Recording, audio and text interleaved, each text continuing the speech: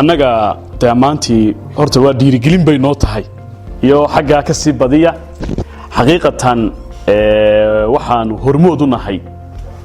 barnaamijkan carbis shaqo oo shirkadaha Somcable iyo soo ay sanadihii u dambeeyay ama intii wasaaraddu maxay ahaydey ay siyaasadda fulisay ee ka soo baxday dadkii ugu horeeyay dhaqan galiyay sanadkii laba jeer baanu anagu ardayda qaadanaa oo sanadka bilowgiisa waanu qaadanaa bartankiisa Juulaayana waanu qaadanaa ardayda laba siyaaloodba faa'iido weyn ooga tagan mar waa mare barkood shaqaalay rasmi ay noqdaan way ku haran kambaniga bar kalena waxay naga tagaan iyagoo wixii ay soo barteen xirfadeeda leh oo waxa farxad noo ahayd maalmin dhaweyd qaar kamid oo naga tagayo shaqo helay in la bogaadinayo la lahaa waxaad moodaaba inay khubara ahaayeen saan anagu soo laylinay taasi waxay nagu sii dhiirigelisay inaanu qaadano oo aanu ka caajisin waayo midhaha soo saartay marka cid kale oo shaqaalaysiisay ku tiraahdo wallahi toosinba noogamay baahnayne rag expert ah ayaa noo yimi oo markii aanu weydiinay oo aanu CV-googa eegnayna ku soo layli baxay 3 bilood 4 bilood soo joogay Somcable ma soo waxa laga dhawaajiyay waan khibrad hadlayaayo intii aanu ku soo jirnay wixii aanu kala soo kulanay baan ka hadlayaa waxa laga dhawaajiyay sidee shaqo carbinta loo qaadanayaa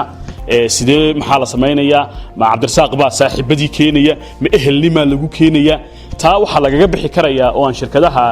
iyo hay'adahaba u sheegaya in la xiriiro jaamacadaha oo jaamacaduhu iyaga dadku idin keenaan oo institutionada sida Hafayoko kale ay iyagu dad keenaan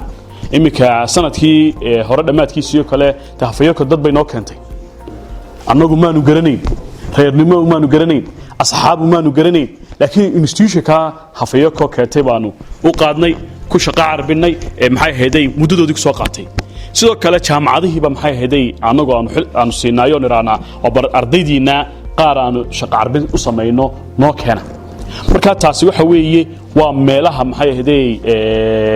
si transparent ah ama sinaan ah oo cadaalad ah ardayda loogu shaqo carbin karayo تيين مروان نفيسة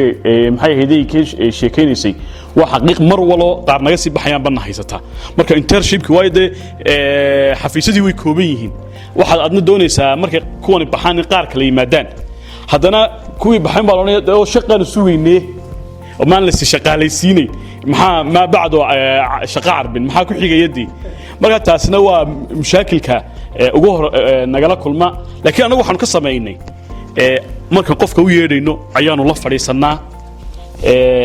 in sidoo uu ilaalin lahaa sirta kambaniga oo ay daba qof kambaniga soo dhax galay oo obacdi kambaniga ogaanaya oo shaqaalihii wuxuu ogii ogaanaya intaas ay reebantay sidoo kale ay fursadu haday soo siiso oo qofkii shaqaale noqonayo hadii kalena booskan iyo kursigan uu u baneeyo inaan kala u baahan inuu isna shaqo carbinta iyo adeega helo maxay ahayd xirfadda inahaasaan ku soo Sintena